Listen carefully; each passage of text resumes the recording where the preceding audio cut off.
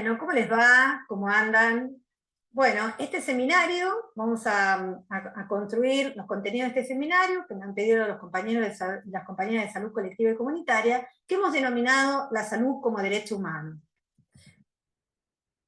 ¿Cuáles son los objetivos de este seminario? Vamos a tratar de problematizar la conceptualización del derecho a la salud como derecho humano, recuperando contenidos que ustedes vienen construyendo desde el ciclo de formación inicial y que han escuchado transversalmente a lo largo de toda la carrera de medicina. Luego vamos a reflexionar acerca de su reconocimiento a la Argentina y finalmente vamos a problematizar sobre su acceso efectivo en la práctica sanitaria como práctica social en nuestro país. Tienen la bibliografía obligatoria, que está disponible en el campus, y la complementaria. Y, a diferencia de otras presentaciones, las referencias para esta clase van a estar al final. ¿Cómo planteamos nuestro recorrido? En primer lugar, conceptualizaremos a la salud, como les decía hoy, recuperando conceptos construidos por ustedes desde el ciclo de formación inicial y a través de toda la carrera. Sumaremos algunos enfoques. En segundo lugar, caracterizaremos a la salud como derecho humano y nos preguntaremos, vienen escuchando que la salud es un derecho humano. Bueno, ¿qué entendemos como salud como derecho humano? Para ello vamos a partir de algunos enfoques sobre qué se entiende en general por derechos humanos y las distintas generaciones de estos que tienen que ver con el recorrido de las distintas generaciones en cuanto a su reconocimiento en la historia de la humanidad. En tercer lugar, reflexionaremos sobre el reconocimiento del derecho a la salud, tanto en la Constitución Nacional como en las convenciones internacionales, por las leyes y por la Corte Suprema de Justicia Nacional Argentina, y sobre la graduación de nuestro ordenamiento jurídico, es decir, cómo se escalona en cuanto a la graduación. También sobre los principios de interpretación en materia de derechos humanos.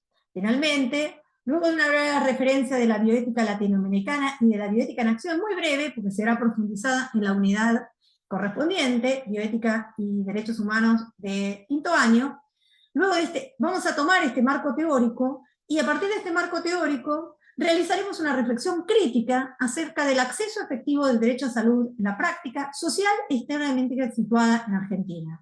Y esta reflexión la integraremos relacionándola con el sistema de salud de nuestro país, retomando el seminario sin profundizarlo, solamente mencionándolo. Bueno, comenzamos. ¿Qué pasó? Ustedes ya saben esto, que a partir de la conferencia de la OMS de Alma-Ata se consagró al derecho a la salud humana como un derecho humano fundamental. Y se conceptualizó, ya por la OMS, a la salud como un estado de completo bienestar físico, mental y social, criticado por algunos quizás por una visión utópica o medicalizante, como ha dado cuenta en las distintas críticas recientemente Ignacio Maglio. Vamos a tomar algunos conceptos de algunos autores elegidos médicos, Víctor Penchasade y Susana Vidal, que son bioeticistas y comprometidos con los derechos humanos.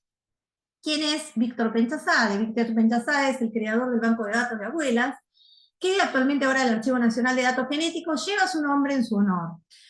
Ha sido presidente de la Red Bioética UNESCO hasta el año 2017 y ha dicho que a 40 años de Alma-Data se ha producido una reacción negativa a sus postulados, en el sentido que a partir de la década del 90, todos esos preceptos éticos de justicia y equidad, y que la salud es fundamental para el progreso social y de dignidad, a partir del 90 la concepción de la salud pasó a ser un tema individual y atención médica como mercancía, con la apertura de los mercados y atención de personas con menos recursos por paquetes mínimos. Esto les recuerda a lo que vimos en el seminario de Martina, de Historia de la Salud en general, historia en de la Argentina, y también en el seminario de Nicolás Sanier acerca de la salud, de los sistemas de salud. Y una política sistemática de degradación de los sistemas públicos de salud. Ya lo vimos, no nos vamos a detener. Y Susana Vidal, actual presidenta de la Red Bioética UNESCO, ha redefinido el concepto de salud desde la salud integral, desde los modos de vida, las capacidades humanas y desarrollo humano. Susana Vidal, soy bioeticista, ahora en octubre, la semana pasada se hizo un congreso internacional de bioética organizado por la UNAM México, que lleva su nombre en su honor. Entonces, ella ha dicho que ha entendido a la salud integral como la capacidad y derecho social y colectivo de realización del potencial humano, biológico, psicológico y social, que permite a todos participar en los beneficios del desarrollo de capacidades humanas esenciales. Modos de vida como categoría conceptual que alude al conjunto de prácticas de una sociedad, sus movimientos productivos y reproductivos, las relaciones organizacionales, culturales, representaciones y culturas ecológicas, y que tiene, según ella, entre otras dimensiones, una general o macro de una nación o sociedad, la particular de grupos y la singular de cada individuo. Y las necesidades humanas, cuya satisfacción determinará ser posibles las capacidades humanas, las divide, hay distintas concepciones de acuerdo hacia la corriente liberal o solidaria, pero podemos decir que las necesidades básicas, siguiendo a Vidal, podrían ser las fisiológicas y las sociales. Estas necesidades humanas y su satisfacción, una vez cumplidas, permiten el desarrollo de capacidades humanas, y las capacidades humanas aluden a la noción de dignidad. Hay varias clasificaciones, pero Vidal toma 3 capacidades humanas como esenciales para el desarrollo humano, que son vivir una vida larga, saludable, tener conocimiento, disfrutar de un nivel decente de vida. Y desarrollo humano, por último, es el proceso de ampliación de las capacidades del individuo, de sus opciones, no solamente de consumo, es decir, lo que la gente quiere y puede hacer de sus vidas. Bien, entonces, vamos ahora a caracterizar a la salud como derecho humano, pero vamos a partir de qué entendemos por derechos humanos, con el análisis, con la referencia de algunos de los distintos enfoques, sin pretender agotarlos y sin ir en profundidad sobre los enfoques negacionistas y otros enfoques en detalle. Vamos a tomar algunos que nos parecieron o importantes o interesantes. Y vamos a, como les decía hoy, a hacer un breve recorrido de las generaciones de derechos humanos, y luego vamos a decir, bueno, la salud, ¿qué tipo de derecho humano es? Y plantear los distintos enfoques. Ahora bien, el concepto de derechos humanos como tal es un concepto que esencialmente está controvertido, y como les decía hoy, vamos a tratar de plantear o interpelarnos sobre algunas posturas sin pretender agotarlas. Por ejemplo, el Alto Comisionado de las Naciones Unidas ha considerado los derechos humanos como inherentes por existir como seres humanos, con independencia de la nacionalidad, género, etnia, religión e idioma, con ciertas características como la universalidad, la inalienabilidad, la indivisibilidad y la interdependencia. En sentido opuesto, para otro enfoque, me parece una categoría novedosa e interesante, entiende los conceptos a los derechos humanos como proceso de construcción social, con 3 vértices en la interacción dinámica, constituida por los movimientos sociales, los cambios culturales y la normativa. Acuérdense, si tenemos en cuenta este concepto de derechos humanos como proceso de construcción social, teniendo en cuenta la importancia que tuvieron los movimientos sociales cuando vimos en la clase de riesgo y vulnerabilidad, en cuanto al reconocimiento de los derechos del colectivo que padecía HIV, ¿no es cierto? ¿Se acuerdan? Y en la noción de empoderamiento. Por otro lado, Carlos Nino, un clásico que ha profundizado e investigado sobre el concepto de derechos humanos, él, luego de realizar un recorrido sobre las distintas posturas, sobre qué se entienden por derechos humanos, y es naturalista, por ejemplo la de Santo Tomás de Aquino, las posturas positivistas que lo identifican con el derecho vigente, es decir, el derecho que se aplica. Para él, los derechos humanos son derechos morales, porque tienen valor axiológico, y dentro de ese valor axiológico, el valor fundante de los derechos humanos es la dignidad de la persona. Ahora bien, dentro de los caracteres, me interesa detenernos de los derechos humanos en un carácter muy discutido, que es la universalidad, que fue controvertido a partir de las décadas del 70 y 80. María Luisa Pfeiffer, expresidenta de la Red Bioética UNESCO hasta el 2017, la ha cuestionado porque dice que no se podría imponer una cultura determinada y predicar la libertad imponiéndola, sino que ello implicaría una acción contradictoria. Otros autores también están en esta misma línea. De mi parte, considero que si bien no se puede imponer una cultura a todos, hay derechos que no podían dejar de reconocerse como pisos mínimos. Mario Rovere, ustedes ya lo han escuchado varias veces, infinitas veces a lo largo de este médico sanitarista tan importante, a vincular los derechos humanos, y en especial el derecho a la salud con perspectiva de derechos con la equidad. Ahora bien, la salud como derechos humanos, la Constitución de la OMS afirma que el goce del grado máximo de salud no se puede lograr, dice que se puede lograr, perdón, es uno de los derechos fundamentales de todo ser humano, y que el derecho a salud incluye lo que vimos hoy: acceso oportuno, aceptable y asequible a servicio de atención de salud con calidad suficiente. Todas estas características que les decía hoy. No obstante, bueno, la cantidad de personas que viven por debajo del umbral de la pobreza, y ciertos grupos, y muchos grupos vulnerables y marginados que no pueden acceder, ¿cierto? Entonces, según la observación 14 del Pacto de San José de Costa Rica, ¿cuáles son los elementos de la salud como derechos humanos? La disponibilidad, la accesibilidad física, económica y a la información, la no discriminación, la aceptabilidad, que es el concepto más difícil de entender, que tiene que ver con que los establecimientos, bienes y servicios en salud deben ser respetuosos de la ética médica, de la cultura de la minoría, género, del ciclo de vida y de los pueblos y las comunidades, como ha dado cuenta recientemente en una conferencia Ignacio Magno.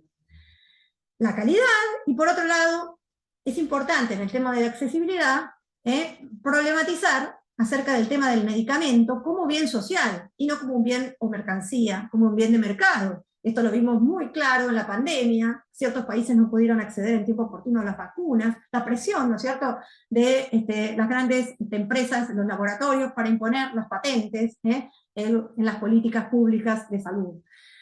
Y también otro tema importante a problematizar es lo que, está bien, como dicen los tratados, como dice la OMS en el folleto informativo, como vamos a ver, de la realización progresiva del derecho a salud por parte de los estados que aprobaron los tratados, pero, como dice Maglio, esta realización progresiva debe ser expedita y posible, poniendo todos los recursos disponibles para que se pueda llegar a ser efectiva en la práctica, ¿cierto? Entonces, todos estos temas de los elementos, de los conceptos inherentes al derecho a la salud, que ha afirmado la OMS a través de la observación, y ha sido reactualizado por las resoluciones, dos resoluciones que les pongo a disposición, un resumen, dos resoluciones en el contexto de pandemia, de la Comisión Interamericana de Derechos Humanos, la 1 y la 2 del 2020, las cuales contextualizan y reactualizan estos elementos, realizan recomendaciones a los estados para garantizar los derechos de la población en el contexto de COVID, han establecido directrices generales y directrices para la protección sobre distintos temas atinentes al derecho a la salud. Es decir, lo han reactualizado y contextualizado al especial escenario de esta crisis sanitaria que pasamos. El folleto, en cuanto al folleto informativo, por su lado, de la ONU, el número 31, ha establecido, ha reconocido el derecho a la salud inclusivo, como inclusivo, que comprende, pone mucho el foco o el eje en la no discriminación, ¿no es cierto? Por lo tanto, el derecho a la salud lo considera como inclusivo, que comprende libertades y derechos, como acceso a los medicamentos esenciales. Entiendo los medicamentos esenciales desde nuestra parte como bien social, no como un bien del mercado.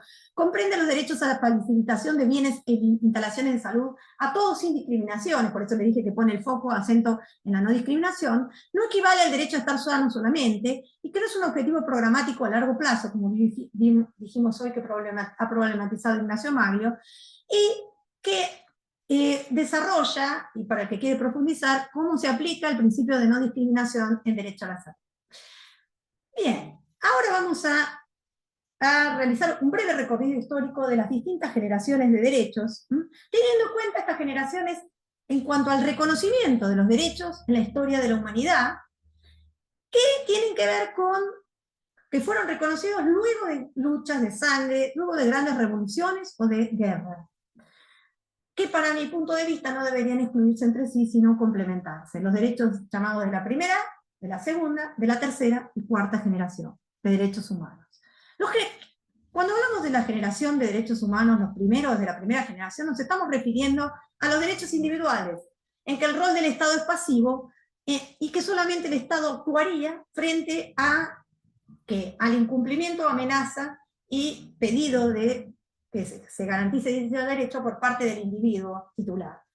Estos fueron reconocidos en el siglo XVIII por dos revoluciones, la francesa y la de Estados Unidos, la Constitución de Filadelfia de 1776, y son los derechos civiles y políticos.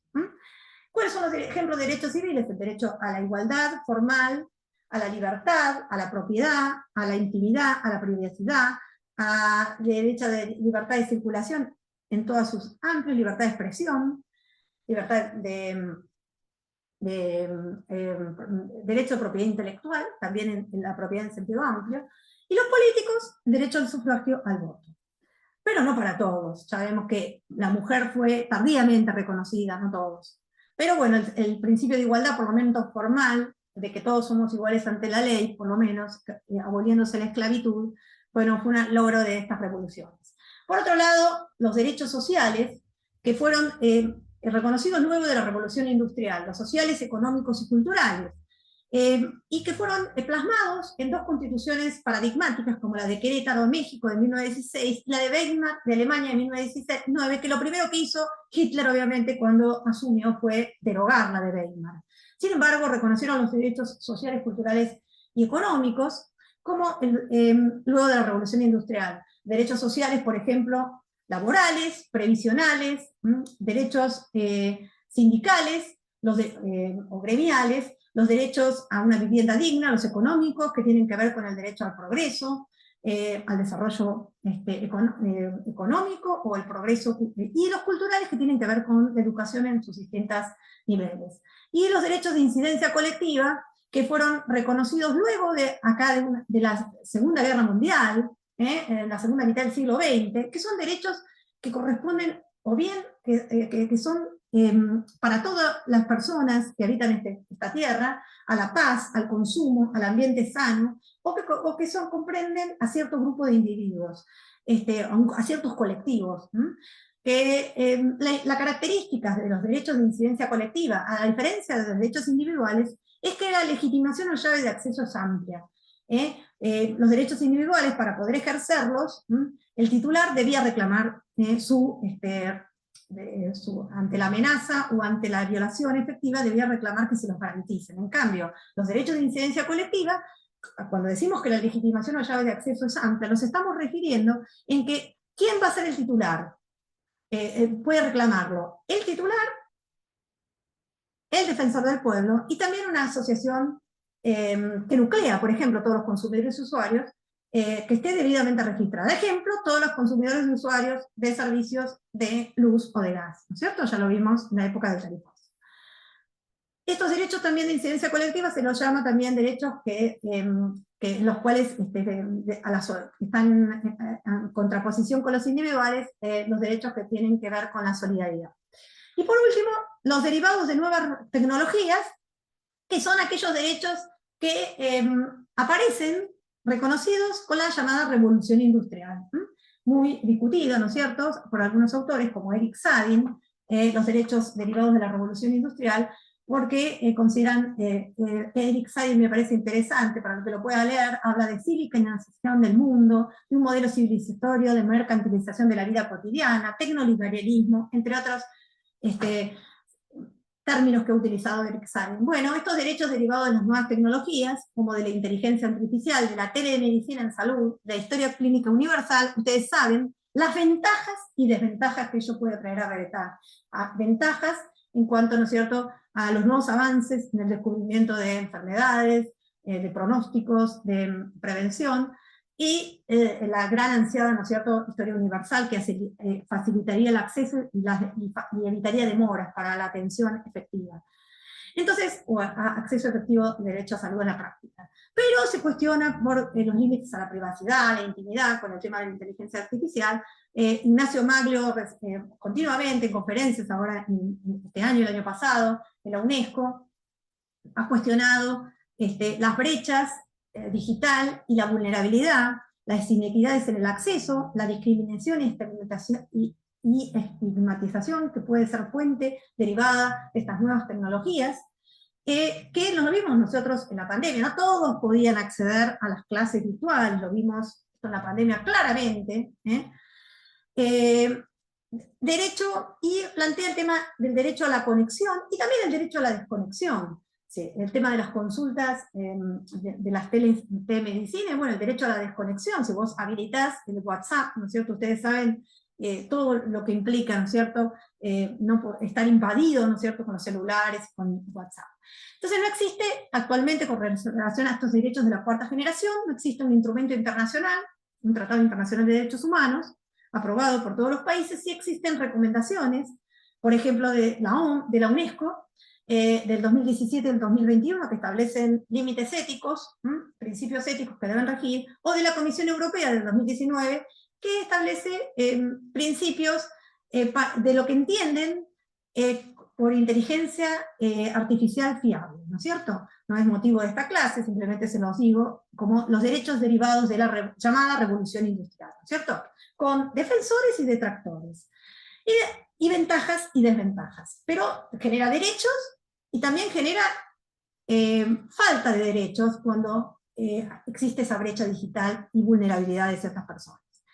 ¿Y la salud qué tipo de derecho humano es? Bueno, existen distintos enfoques, individualistas y solidarios, que conllevan a la defensa de diferentes sistemas de salud. Ya lo vimos en las clases de Nico Sanier. Esto ya lo vimos, no nos vamos a detener, y sí vamos a referir lo que refiere Maglio recientemente en una conferencia, hay teorías negadoras del derecho a salud, como a la cabeza Nozick, entre otros, de Estado mínimo, o sostenedoras o defensoras, como Rawls, entre otros autores, superadoras del mínimo decente, que tienen a la salud como asiento de derechos. Vidal, por su parte, Susana Vidal, ha considerado la salud como derecho humano y derecho individual y colectivo, relacionado con el pleno ejercicio de otros derechos que resguardan las necesidades humanas, que como vimos hoy, son las que hacen posibles las capacidades humanas. La Corte Suprema de Justicia de la Nación, por su parte, es el órgano máximo judicial en la Argentina, con sus cuestionamientos, por supuesto, sobre ha hecho extensivo el derecho a la salud como derecho humano, tanto a la salud individual como a la colectiva. Y reconoció la legitimación de las asociaciones para la tutela judicial de colectivos vulnerables como derecho de incidencia colectiva, es decir, de la tercera generación. Pero ha dicho, por otro lado, que aunque se trate de un derecho individual, es decir, de la primera generación, si existe un fuerte interés estatal en su protección, sea por su trascendencia social, con virtud de las particulares características de los sectores afectados, le da apertura a esa llave de acceso amplio como derecho de la tercera generación. Ahora bien, ¿de qué hablamos cuando hablamos con salud como perspectiva de derecho? Que eso es uno de los temas que me interpelaron los compañeros de salud colectiva y compañeras para que trate de construir en esta clase, que ustedes vienen escuchando desde el primer año. Cuando hablamos de salud con perspectiva de derechos, implica reconocerla en primer lugar como un derecho humano. No negarla como derecho humano, como dice Nozick, teniendo en cuenta a las personas como sujetos de derechos y no como objetos de tutela. Ejemplo, reconociendo la autonomía progresiva de los niños, niñas y adolescentes, como han visto en SANE, como verán en otras materias, con el derecho de las infancias a ser escuchados y a participar en las decisiones de acuerdo al grado de comprensión y grado de madurez, derecho a ejercer los derechos de las personas en posición, condición o posición de discapacidad, que tiene que ver con si esas personas tienen alguna limitación, como no son objeto de tutela, poder ejercer esos derechos por medio de los apoyos, que son personas que acompañan a las personas que tienen alguna limitación para que puedan ejercer sus derechos y comunicar para ejercerlos de la manera que puedan, a lo mejor solo con sus ojos. Por ejemplo, un paciente con un alto avance de su enfermedad de ELA, esclerosis lateral amiotrófica, que a lo mejor por la única manera en el estado avanzado de su enfermedad que puede comunicarse es por sus ojos, y le dice por medio de su tablero, por ejemplo a un familiar, que le dice o a sus hijos o al propio equipo de salud que lo está tratando, le quiere indicar una directiva médica anticipada para cuando totalmente ya no pueda ejercer su derecho, o directamente esté totalmente incompetente, o quiere prestar en un proceso de consentimiento informado por medio de los apoyos, ¿no? Solo por sus ojos. Bien, entonces, eso es reconocer al derecho a la salud como derecho humano, con perspectiva de derechos. También implica no considerar a las personas, considerar a la salud como derecho humano y con perspectiva de derechos, implica no considerar a las personas como sujetos de intervención o medicalización. ¿Le suena esto a esta altura de la carrera? a esta altura de la carrera? Después, reconocer implica también reconocer y accionar para facilitar el ejercicio efectivo al derecho a la salud en condiciones de equidad, como ha dicho reiteradamente Mario Robles, para que no sea una mera declaración del derecho a la salud un concepto abstracto. Entonces, los enfoques basados en los derechos humanos, un enfoque en la salud basado en los derechos humanos, ofrece estrategias y soluciones que permitan afrontar y corregir las desigualdades, las prácticas discriminatorias y las relaciones de poder injustas que suelen ser aspectos centrales de la inequidad en los resultados sanitarios, ha dicho la OMS. El objetivo de un enfoque basado en los derechos humanos es que todas las políticas, estrategias y programas se formulen con el fin de mejorar progresivamente el goce del derecho a la salud para todas las personas. Reitero, en coincidencia con Ignacio Maglo, ese progresivamente que no sea tomado como una lentitud, sino lo más rápido y expedito posible con la mayor cantidad de recursos posibles. Bien, ha planteado la OMS también intervenciones que se deben guiar por principios y normas rigurosos que lo incluyen, que tienen que ver con la no discriminación, la disponibilidad, la accesibilidad, la aceptabilidad, la calidad, la rendición de cuentas por parte de los estados que han aprobado, que sean garantes de los derechos, que sean responsables, y la universalidad, que es ese carácter tan discutido con defensores y detractores.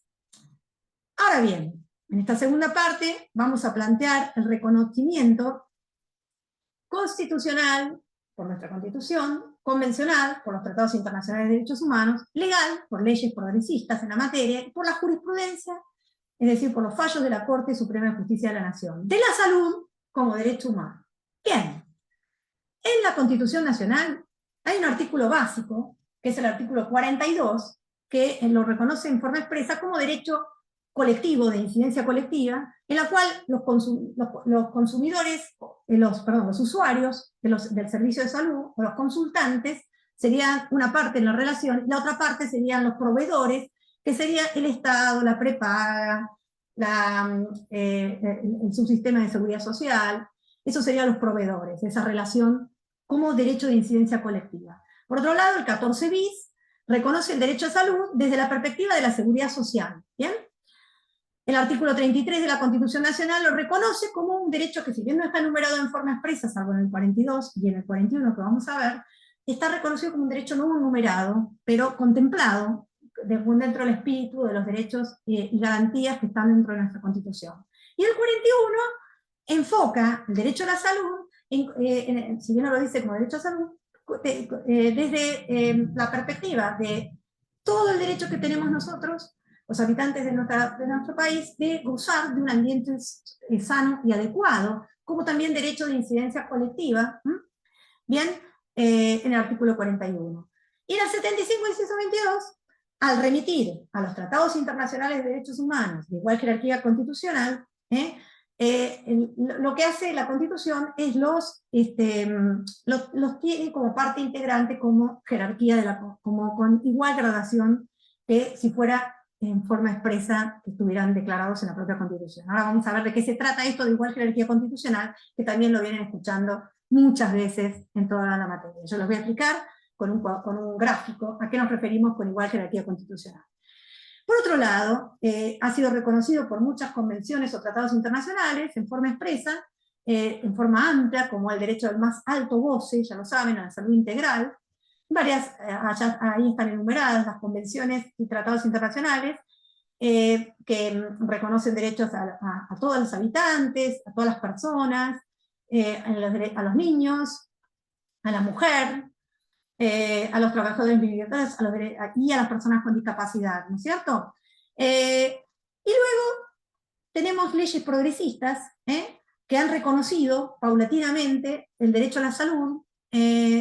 Tenemos la Ley Nacional sobre Derechos de los Pacientes, que fue reformada luego de caso paradigmático de Marcelo Díez, por la llamada Ley de Muerte Digna, en el 2012. Y el Código Civil y Comercial, que si bien no es una ley especial, pero que en el artículo 1 y 2 lo que hace es establecer que la interpretación de todos los derechos deben tener en cuenta la Constitución y los tratados internacionales de derechos humanos, por lo tanto, y también regula sobre derechos del consumidor y usuario, por lo tanto, de incidencia colectiva, no sobre los derechos individuales, sino también sobre los derechos de incidencia colectiva, por lo tanto, también ahí estarían incluidos el derecho a la salud. También tenemos todas estas leyes que ustedes han visto a través de la materia, como la de salud mental, identidad de género, trasplante de órganos modificada por la ley Justina, fertilización asistida, Programa Nacional de Salud, de salud reproductiva y procreación responsable, anticoncepción quirúrgica, protección integral, prevenir, etcétera, la violencia contra las mujeres, la ley de protección de datos personales y la última, la ley importante, la ley de interrupción voluntaria del embarazo, 27.610. Por otro lado, nuestro máximo tribunal de justicia ha reconocido el derecho a la salud y lo ha vinculado con el derecho a la vida. Y además determina obligaciones de la autoridad pública, no importa que sea nacional, municipal o provincial, para que mediante acciones positivas debe hacer efectivo el derecho a la salud y determina protección especial frente a grupos vulnerables. Refieren compromisos derivados de los tratados internacionales de derechos humanos y ha considerado en muchos precedentes judiciales o fallos que el derecho a la salud desde el punto de vista normativo está reconocido en los tratados internacionales con rango constitucional y es extensivo, no solo de la salud individual, sino también de la salud colectiva, es decir, de todo lo que nosotros hemos tratado de construir en esta unidad de aprendizaje. Bien, acá hay algunos fallos que me resultaron trascendentes para que ustedes lo tengan, o para que los vamos a ver ahora, y me interesan acá la jurisprudencia de estos fallos, que luego fue plasmado en 2011 por una ley que reformó la ley de concursos y quiebra, que yo la cito en una publicación esta mía de la revista Brasileña de Bioética del 2021, en la cual en estos fallos González Feliciana, Fava e Instituto Médicos Antártida se reconoció el derecho de pronto pago en los concursos, es decir, que puedan recibir el pago rápido, sin esperar todo el trámite completo del concurso, por razones humanitarias, para proteger el derecho a la salud de los demandantes, por encima de acreedores que tenían privilegio, por ley, pero de orden patrimonial. Es decir, fueron realmente fallos que humanizaron el derecho concursal, y que luego la propia ley de concursos, con su modificación, los incorporó, ¿no es cierto? Permitiendo el pronto pago, que no esperen el trámite completo del concurso para poder hacer valer. En cuanto a cómo se gradúa un escalón en nuestro ordenamiento jurídico. Bien, ¿cómo se gradúa? Ustedes han escuchado que todo el ordenamiento jurídico debe adecuarse a la Constitución Nacional y a los tratados internacionales de igual jerarquía, es decir, lo dice estas normas, y no son los tratados que figuran en el 75, inciso 22, sino todos los que fueron aprobados por la mayoría grabada, como por ejemplo la Convención sobre Derechos del Niño en 1989, porque esto fue, o sea, esto de igual jerarquía constitucional fue establecido en la última reforma de 1994, ahora luego fueron incorporados en la Convención sobre Derechos del Niño del 89 y la Convención sobre Derechos de las Personas con Discapacidad del 2006. Y si se aprueba el día de mañana otro tratado, también se lo va a incorporar con igual jerarquía. ¿Qué quiere decir esto de que tiene igual jerarquía constitucional? Significa lo siguiente.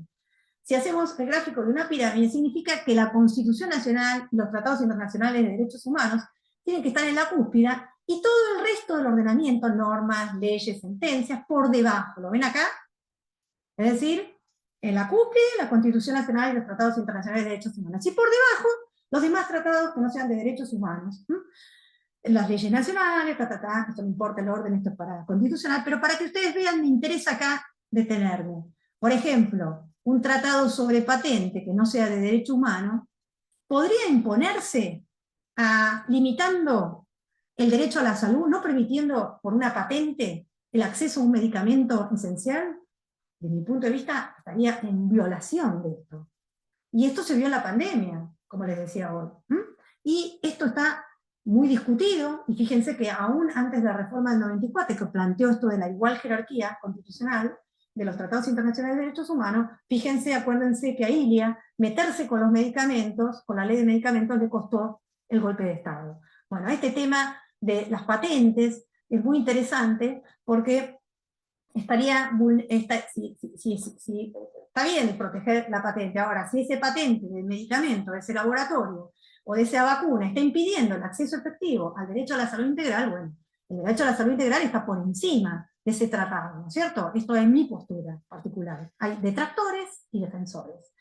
¿Cuáles son? Es importante también, e interesante, para que ustedes también tengan una idea de que hay principios en materia de derechos humanos, de interpretación, que están establecidos por la Corte Interamericana de Derechos Humanos, por el Comité de Derechos del Niño, por el Tribunal Europeo de Derechos Humanos, por nuestra Corte, y también por la Comisión Interamericana de Derechos Humanos, que deben interpretarse sistémicamente, complementan los derechos humanos, se nutren, y también deben, en este sentido, el Estado, cuando aprueba un tratado de derechos humanos, no solo debe tener en cuenta ese tratado, sino también lo que interpretan de esos derechos humanos estos organismos, estas comisiones o comités, ¿bien? Siguiendo a Silvia Fernández.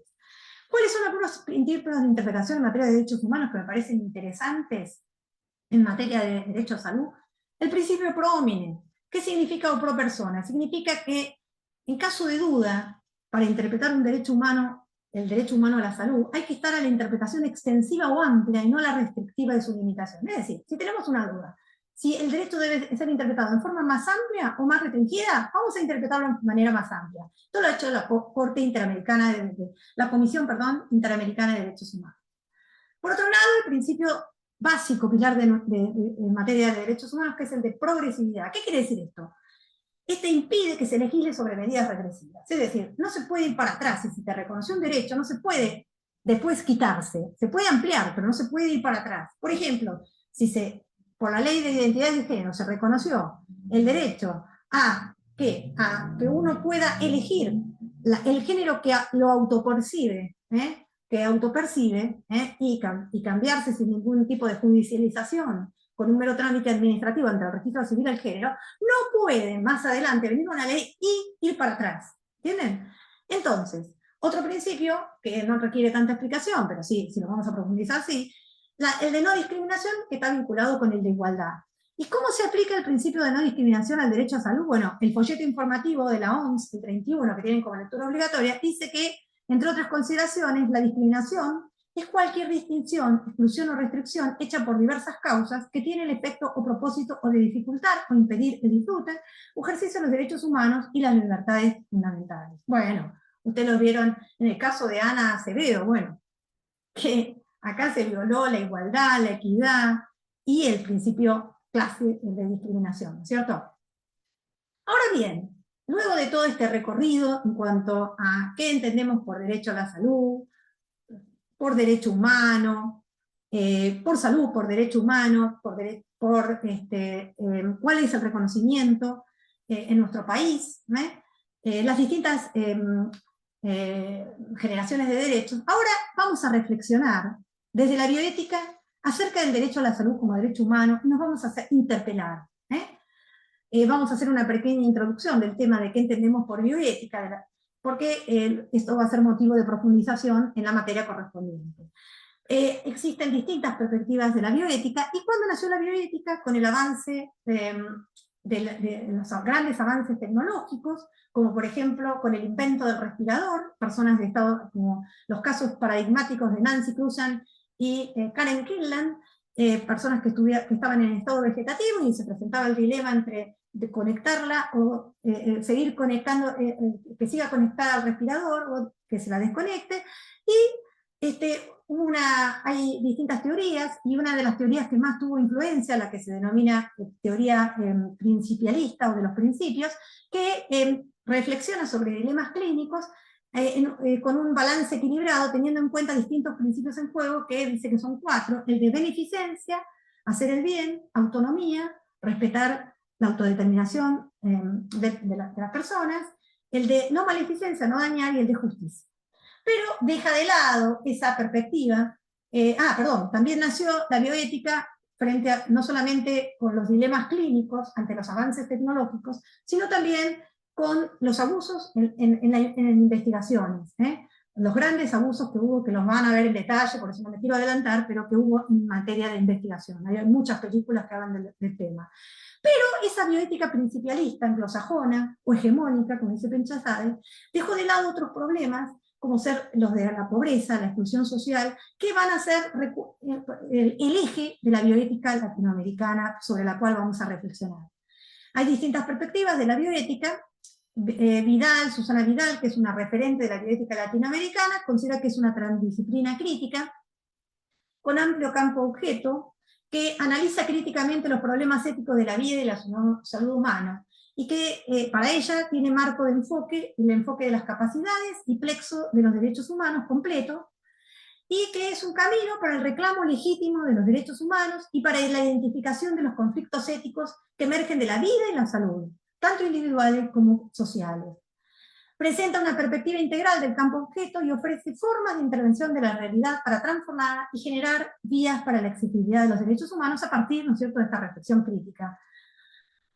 Los movimientos sociales podrían ser instrumentos, podrían ser más que instrumentos, podrían ser, podrían ser instrumentos válidos para tratar de interpelar y movilizar para que se puedan efectivizar en la práctica los derechos humanos.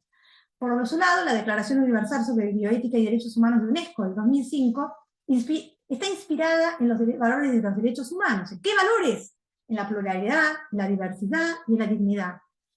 Es una declaración a la cual tiene defensores y detractores, y Berger y Marín Castán han coincidido en que destacaron su apertura y el cambio de paradigma respecto a la concepción de bioética anglosajona o de principialista, que solamente de manera aséptica reflexionaba sobre dilemas clínicos o de la ética de investigación, sin meterse en problemas que tenían que ver con dimensiones que se mete la bioética con enfoque en los derechos humanos, en dimensiones políticas, sociales y medioambientales. Es decir, tiene un campo objeto más amplio. Y la bioética latinoamericana, como ha dicho María Marta Mainetti, está preocupada por los derechos humanos y las desigualdades, que la titular de bioética, a considerar en la reflexión e intervención ética en las realidades concretas, es decir, preocupada por los derechos humanos y las desigualdades a considerar en la reflexión e intervención ética en realidades concretas.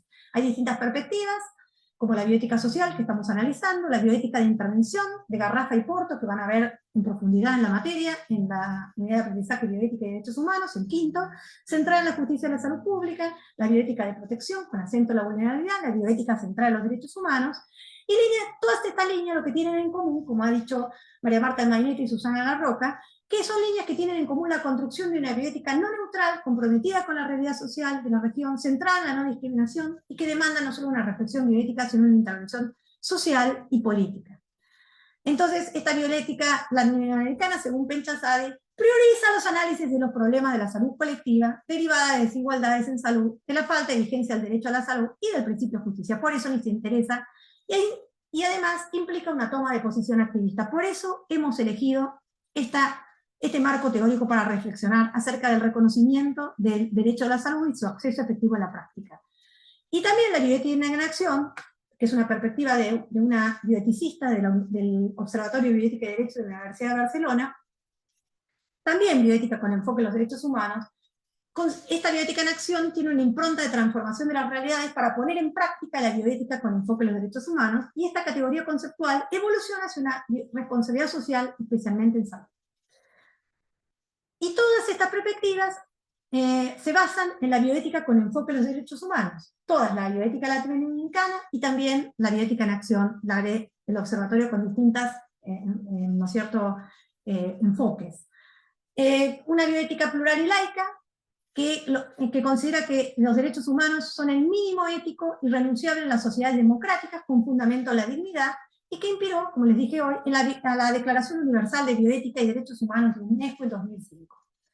Finalmente, como reflexiones finales de este seminario, a partir luego de este recorrido teórico, histórico y contextualizado, reflexionamos críticamente sobre si los avances en el reconocimiento constitucional, convencional, legal y jurisprudencial, que es mucho el avance en el reconocimiento, se corresponden con un avance en el acceso efectivo del derecho humano a la salud en Argentina. Ustedes se preguntarán, y bueno, pero esta ley no se cumple en la práctica, la ley de parto respetado, el derecho a la salud, etc. Lo que pasa con la ley de IBE, que no se cumple en la práctica, o la ILE en su momento que no se cumplió en ciertas provincias, o la objeción de conciencia como pasa con la IBE corporativa. Entonces, nos interpelamos sobre esto. Y entonces, no obstante que hay principios que deben guiar la interpretación de los derechos humanos, vieron que hay esos principios. Entonces, a partir de esta reflexión nos interpelamos acerca de la necesidad de integrar el sistema de salud en nuestro país como uno de los caminos para garantizar este derecho en condiciones de igualdad y equidad. No es lo único, pero puede llegar a facilitar, por supuesto. También tiene que haber un cambio cultural, ¿no es cierto?, hacia el respeto de los derechos humanos. También como reflexiones finales, plantearemos como pertinente a la bioética social, entre otras perspectivas de la bioética latinoamericana, y a la bioética en acción como perspectivas que apuntan hacia una reflexión que facilite una transformación de realidades atravesadas por la injusticia. Y a partir de esta reflexión nos proponemos que generar en ustedes y en nosotros mismos también una actitud crítica, superadora de una actitud crítica en palabras de Testa, como hemos visto reiteradamente a lo largo de esta cursada. Pensamos que un sistema integrado único y universal podría facilitar el acceso efectivo al derecho humano a la salud en condiciones de igualdad inclusiva y equidad en cumplimiento de los principios de dignidad, vulnerabilidad y no discriminación, proclamados por la Declaración Universal de Bioética y Derechos Humanos de UNESCO. Por el contrario, pensamos que un sistema de salud fragmentado y segmentado impide, eso no hay duda, el acceso efectivo al derecho a salud como derecho humano, convierte en letra muerta su reconocimiento constitucional, convencional y legal en nuestro país, lo convierte en una abstracción y en un ideal irrealizable. Conlleva una injusta peregrinación, como hemos visto en el video, en palabras de Sonia Kleber. María Luisa Pfeiffer ha considerado necesario un compromiso de exigencia al reconocimiento moral de los derechos humanos, sobre todo el de igualdad, mediante políticas concretas del Estado y también mediante una exigencia a los ciudadanos para que no se conviertan en meras declaraciones. Es decir, han incorporado como Casado en la Universidad de Barcelona, Vidal y Gonda, la importancia y también la construcción de ciudadanía activa para la exigibilidad de los derechos humanos, no solamente en responsabilidad del Estado, sino también a, como dice Vidal, a quienes están también en mejor posición de ayudar, siguiendo a otros autores. Entonces, pensamos que con la integración del sistema de salud podría ser una herramienta para que se podría llegar a considerar el reconocimiento, respeto y acceso efectivo al derecho humano a la salud integral, integrando las tres dimensiones del campo de la vulnerabilidad, la individual, la social y la programática, siguiendo a ellos, sin exclusiones discriminatorias y no inclusivas en la práctica sanitaria como práctica social. Y se podría intentar disminuir las demoras en el acceso a la salud y en la obtención de tratamientos adecuados y oportunas, las 4 demoras que vimos que sufrió Ana Acevedo en su atención oportuna y adecuada. Bueno, Víctor Pinchazade ha dicho que los grandes dilemas de la salud colectiva estuvieron ausentes del discurso bioético hegemónico, que decía yo, que no se dedicó a analizar los aspectos éticos de las graves desigualdades sociales, las inequidades en la vigencia del derecho a la salud y el acceso a los servicios, la pobreza y la exclusión social. Nosotros tratamos de interpelarnos sobre esto. Finalmente hemos sostenido por nuestra parte, con otras palabras, en este artículo que publicamos en la Revista Brasileña de Bioética, que es hora de ocuparnos de las personas más vulnerables, personas que no pueden esperar más, en este caso para el acceso al derecho humano a la salud integral. Vulnerabilidad que, como dice Cotto, requiere 2 formas de protección. Una general basada en los derechos humanos que obliga al Estado a garantizar su cumplimiento, y otra complementaria que debe garantizar el restablecimiento de la vulnerabilidad perdida en situaciones en que los derechos humanos no han sido garantizados, o este caso sería cuando han sido vulnerados, que están proclamadas en Solbak, bioeticista de Noruega, por el artículo 8º de la Declaración de Bioética y Derechos Humanos de UNESCO. Bueno, hemos tratado de interpelarnos en esta clase sobre el derecho humano como a la salud, sobre su reconocimiento y sobre su acceso efectivo en la práctica, y hemos reflexionado a partir de este enfoque o marco teórico. Muchas gracias al equipo de Salud Colectiva y Comunitaria y a ustedes por su gran atención.